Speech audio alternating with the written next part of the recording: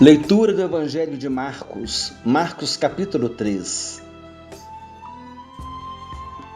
De novo entrou Jesus na sinagoga e estava ali um homem que tinha ressequida uma das mãos. E estavam observando a Jesus para ver se o curaria em dia de sábado, a fim de o acusarem. E disse Jesus ao homem da mão ressequida: Vem para o meio. Então lhes perguntou: É lícito nos sábados fazer o bem ou fazer o mal? Salvar a vida ou tirá-la? Mas eles ficaram em silêncio. Olhando-os ao redor, indignado e condoído com a dureza do seu coração, disse ao homem: Estende a mão. Estendeu-a e a mão lhe foi restaurada. Retirando-se os fariseus, conspiravam logo com os herodianos contra ele, em como lhe tirariam a vida. Retirou-se Jesus com os seus discípulos para os lados do mar. Seguia-o da Galileia uma grande multidão. Também da Judéia, de Jerusalém, da Idumeia, da além do Jordão e dos arredores de Tiro e de Sidom, uma grande multidão, sabendo quantas coisas Jesus fazia, veio ter com ele. Então, recomendou a seus discípulos que sempre lhe tivessem pronto um barquinho por causa da multidão, a fim de não o comprimirem, pois curava a muitos, de modo que todos os que padeciam de qualquer enfermidade se arrojavam a ele para o tocar.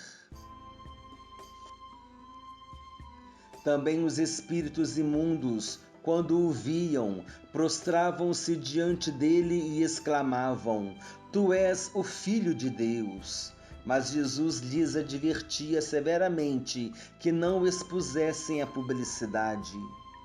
Depois subiu ao monte e chamou os que ele mesmo quis e vieram para junto dele. Então designou 12 para estarem com ele e para os enviar a pregar e a exercer a autoridade de expelir demônios. Eis os 12 que designou: Simão, a quem acrescentou o nome de Pedro, Tiago, filho de Zebedeu, e João, seu irmão, aos quais deu o nome de Boanerges, que quer dizer filhos do trovão. André, Filipe, Bartolomeu, Mateus, Tomé, Tiago, filho de Alfeu, Tadeu, Simão, o Zelote e Judas Iscariotes, que foi quem o traiu. Então ele foi para casa.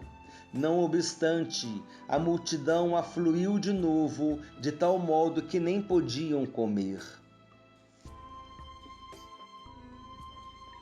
E, quando os parentes de Jesus ouviram isto, saíram para o prender, porque diziam: Está fora de si.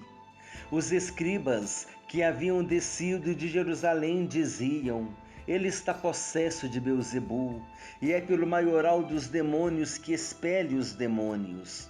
Então, convocando-os, Jesus lhes disse por meio de parábolas: Como pode Satanás expelir a Satanás? Se um reino estiver dividido contra si mesmo, tal reino não pode subsistir.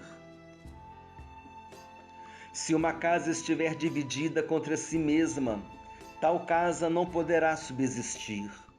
Se, pois, Satanás se levantou contra si mesmo e está dividido, não pode subsistir, mas perece. Ninguém pode entrar na casa do valente para roubar-lhe os bens, sem primeiro amarrá-lo, e só então lhe saqueará a casa. Em verdade vos digo que tudo será perdoado aos filhos dos homens, os pecados e as blasfêmias que proferirem. Mas aquele que blasfemar contra o Espírito Santo não tem perdão para sempre, visto que é réu de pecado eterno. Isto porque diziam: está possesso de um espírito imundo.